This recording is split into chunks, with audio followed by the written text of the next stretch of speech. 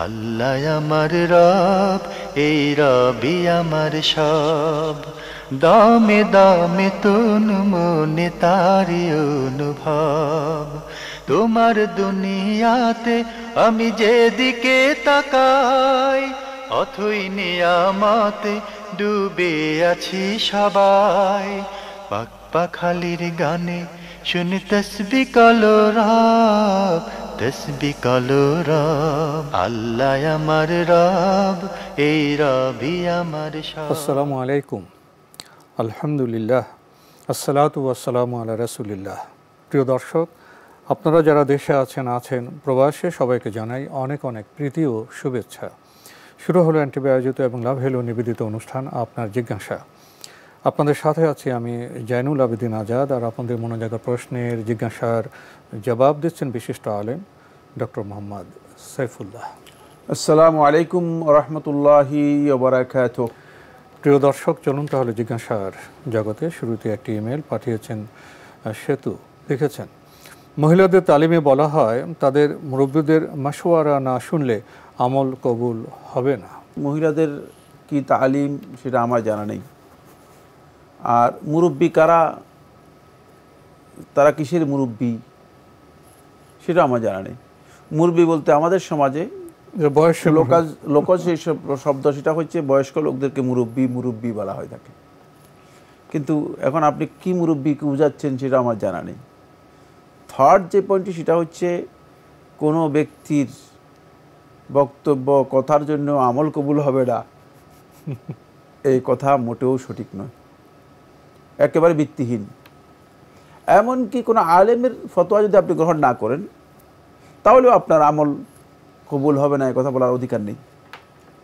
তাই যদি কেউ দাবি করে থাকেন যে আমার মাশওয়ারা, আমার পরামর্শ, আমার সাজেশন, আমার কথা যদি না শোনেন, তাহলে আমল নষ্ট হয়ে যাবে অথবা আমল কবুল হবে না, তাহলে তিনি তাগুত, সীমালঙ্ঘনকারী। তাকে কে বলেছে, কে অধিকার দিয়েছে? তার এইখানে কোনো ধরনের অথরিটি নেই। আলেম যদি হয়ে থাকেন, আলেমের জায়েজ আছে, তিনি আইন বর্ণনা করতে পারেন, কিন্তু এ কথা বলতে আমি আলেম হওয়ার কারণে আমার কথা শুনেন না, আপনি জাহান্নামী হয়ে যাবেন অথবা আপনার আমল কবুল হবে না, এই বক্তব্যগুলো ইসলামী বক্তব্য নয়। দ্বিতীয় প্রশ্নে লিখেছেন, দিনে 12 ঘন্টার কম আমল করলে আত্মা সিজ্জিনে এবং 12 ঘন্টার বেশি আমল করলে আত্মা ইল্লিনে যাবে, এমন বক্তব্য কি সঠিক? না, সব কথা এটা একেবারে বানাউট কথা। 12 ঘন্টা আমলের প্রশ্ন মহিলাদের আসেই না। মহিলাদের তো আমল শুধুমাত্র মানে দিনের মধ্যে 17 মিনিট বা 18 মিনিট। রাসূলুল্লাহ সাল্লাম 4টি আমলের সাথে মহিলাদের জান্নাত দিয়ে দিয়েছেন। একেবারে ডিসকাউন্টেড জান্নাত পেয়েছে মহিলারা, পৃথিবীতে সবচেয়ে বেশি ডিসকাউন্টেড, খুব সহজ। এটা হলো ইজা সাল্লাতিল মারআতু খামসাহা ওয়া সামাত শাহরাহা, তারপর হাসনাত ফারজাহা ওয়া আতাআত বালাহা। রাসূলুল্লাহ সাল্লাল্লাহু আলাইহি ওয়াসাল্লাম বলেন, কোন নারী যদি শুধু 5 ওয়াক্ত সালাত, ফরজ সালাতগুলো আদায় করে, 17 রাকাত সালাত, আর কিছু না, 17 রাকাত সালাত আদায় করবে, আর কিছুই না, কোনো নফল টফল কোনো কিচ্ছু কথা উল্লেখ করে, ওয়া শাহরাহা সামাত শাহরাহা, রমাদান মাসে শুধু সিয়াম পালন করবে, কোনো নফল সিয়াম টিয়াম কিচ্ছু নেই, কারণ নফল সিয়াম নারীর দরকার নেই, সে নিজে এত কষ্ট করার দরকার নেই। ও হাসানাত ফারজাহা, এখানে একটু কড়া কথা আছে, লজ্জাস্থানটাকে ঠিকঠাক এটাকে হেফাজত করবে, কোনো অবস্থাতে বেবিচার, অশ্লীলতা, যৌনতা, এই সমস্ত অপকর্ম এগুলোর সাথে যুক্ত হবে না। তারপরে 3 নম্বর একটু কঠিন, 4 নম্বর বেশি কঠিন, ও আতাআত বালাহা, স্বামীর আনুগত্য করবে। স্বামীর আনুগত্য হচ্ছে যে এখানে কোনো ধরনের স্পেস নেই তর্ক বিতর্কের, এখানে ইয়েস ইয়েস, শুধু শুনবে, কোনো ধরনের বাড়াবাড়ি করতে পারবে না, স্বামীর আনুগত্য করবে। ইউকালু লাহা, তাকে বলা হবে উদখুলি, তুমি প্রবেশ করো, মিন আইয়ি বাবিন মিন আবওয়াবিল জান্নাতি শি'তি, জান্নাতের যেই দরজা দিয়ে মন চায় সেই দরজা দিয়ে জান্নাতে প্রবেশ করো। এর চেয়ে আর সহজ পথ আছে কিনা? কোনো নফলের প্রয়োজনই নেই মহিলাদের। সুতরাং দিবসে শুধুমাত্র 17 রাকাত সালাত এর যে সময় আছে এই সময় তার জন্য আমল, আর বেশি কোনো আমল নেই, আর কোনো আমল নেই। নারীর জন্য আল্লাহ রাসূল সাল্লাল্লাহু আলাইহি ওয়াসাল্লাম একেবারেই দিনটাকে সহজ করে দিয়েছেন। আপনি তো বললেন যে খুব সহজ নারীদের জান্নাতে যাওয়া, এই অর্থে কি তারা নফল ইবাদত, নফল রোজা করবেন না? এই দেখেন না, এবং করলে অতিরিক্ত করবেন না, করলে সে গ্রেড পাবে, গ্রেড না উচ্চ আপনি মর্যাদা তো- পাবেন। আপনি এখন এখানে আমরা পাস মার্কের কথা বলতেছি, আমাদের আলোচনা হচ্ছে পাস মার্ক নিয়ে। আপনি যদি বলেন আমি ফার্স্ট ক্লাস ফার্স্ট হতে চাই, তাহলে আপনি সেই মাত্রা বাড়াতে হবে। অবশ্যই। আরও লিখেছেন ইলিন সিজিনের পরে, এসব তামিলে ফাজাইলে আমল, ফাজাইলে সাদাকাত বইগুলো পড়ানো হয়, এগুলি কি ঠিক আছে? না, ফাজাইলে আমাল এবং ফাজাইলে সাদাকাত এই দুটি বইয়ের মধ্যে অধিকাংশ জালিয়াতি, মিথ্যা এবং দঈফ দুর্বল হাদিস উল্লেখ করা হয়েছে এবং এর বেশিরভাগ বক্তব্যই শুদ্ধ নয়। যারা এই তালিম করে থাকেন তারা গুনাহগার হবেন।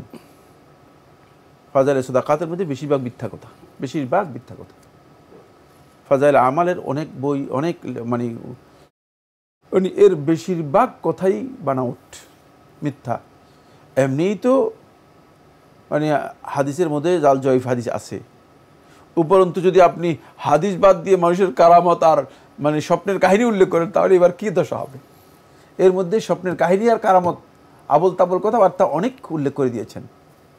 যিনি উল্লেখ করেছেন তিনি একজন আলেম ছিলেন, কোনো সন্দেহ নেই, কিন্তু তিনি যে কাজটি করেছেন এই কাজটি সঠিক করেননি। আরও লিখেছেন তারা মহিলাদের দাওয়াতি কাজে বের হতে বলে এবং বলে যত দূর তত নূর, আর শুধু ঘর থেকে বের হতে বলে। এই বক্তব্য কি ঠিক? না, এটা মহিলাদের জন্য জায়েজ নেই। যত দূর তত নূর, যত দূর তত নূর এই বক্তব্য শুদ্ধ নয়। আর আর শুধু ঘর মহিলারা থেকে ঘর বের থেকে হতে বের বলে। হবে না, এটাই বিশুদ্ধ বক্তব্য। ওয়াকারনা ফি বুয়ুতিকুন, তোমরা তোমাদের ঘরের মধ্যে থাকো। নির্দেশ দেওয়া হচ্ছে আল্লাহর কোরআনে বলতেছেন।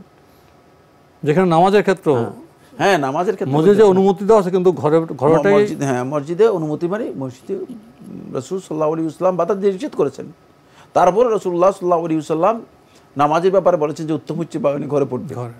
সেখানে যিনি বলতেছেন বের হও বের হও, যত দূর তত নূর, এটা এই বক্তব্যগুলো ডাহা, মিথ্যা এবং এগুলোর সাথে ইসলামের সামান্যতম লেশ মাত্র কোনো সম্পর্ক আছে আমার জ্ঞানে আমি মনে করি না। তার কারণ হচ্ছে নারীদের যত বেশি তারা ঘরে থাকবে তত বেশি তারা ফিতনামুক্ত থাকবে, তত বেশি ফিতনামুক্ত। সবশেষে আপনি লিখেছেন এসব তালিমে যাওয়া কি জায়েজ? যারা এসব তালিমে যায় তাদের কিভাবে নসিহত করব? না, এই তালিমে যাওয়া জায়েজ নেই, হারাম। তাদেরকে নসিহত করবেন, তাদেরকে বোঝানোর চেষ্টা করবেন যে ভাই এই যে কথাগুলো, এগুলোর সাথে ইসলামের কোনো সম্পর্ক নেই।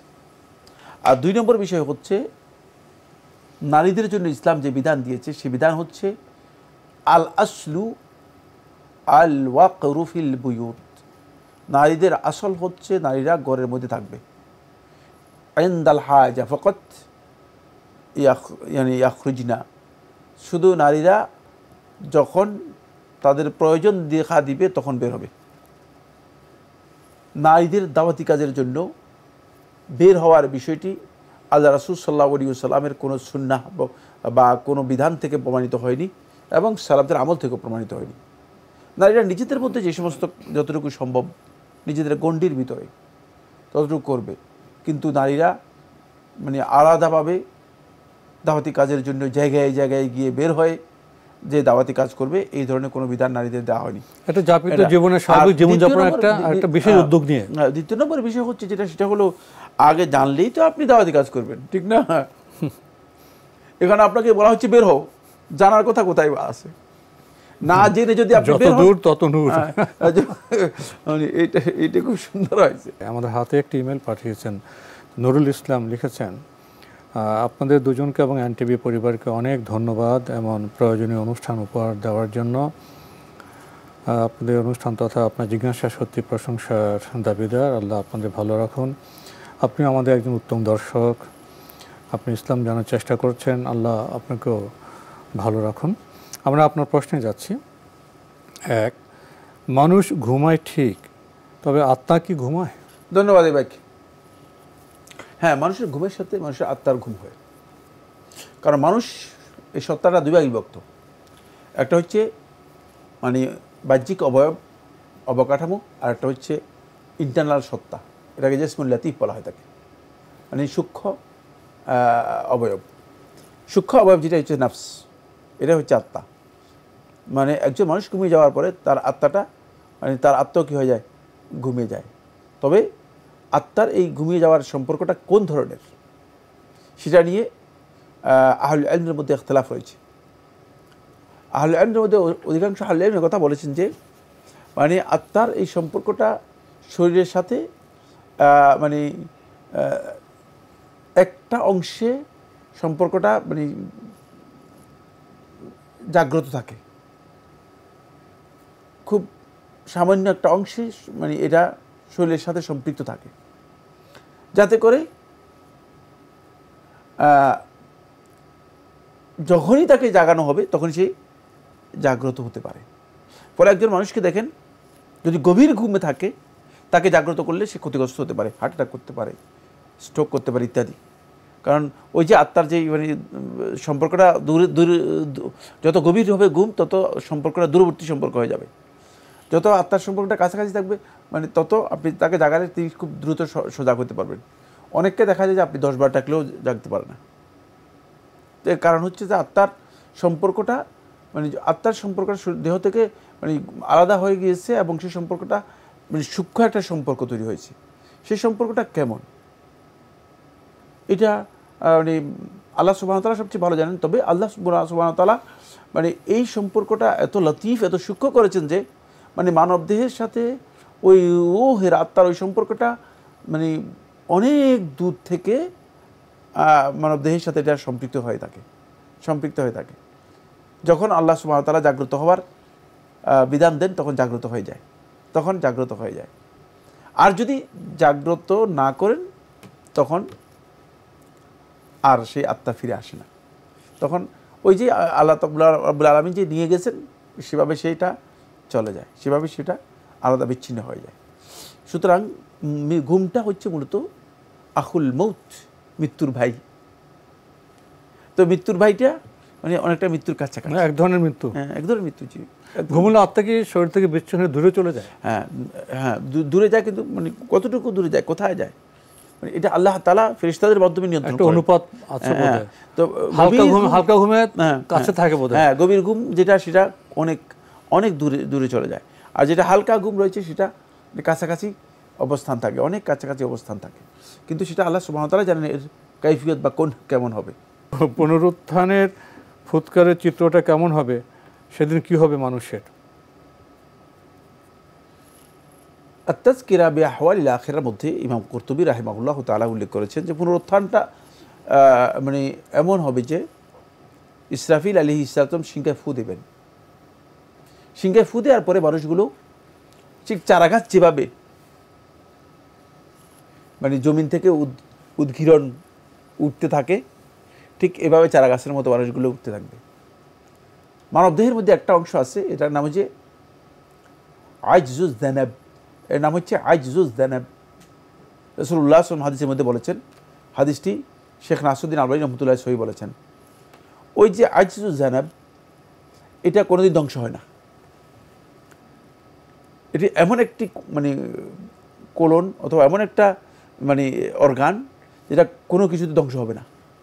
ওই সেখান থেকে মানুষটা কি হবে, বীজের মতো অনেকটা, সেখান থেকে মানুষটা যেভাবে মাটি ফুটে অঙ্কুরিত হয়ে যাবে। জি, গ্রামে দেখা যায় কিছু কিছু ফসল আছে হঠাৎ করে দিনে নেই, রাত চলে গেল, সকাল উঠে দেখি অনেক, এরপরে মানুষগুলো মানে এভাবে এখান থেকে অঙ্কুরিত হয়ে যাবে।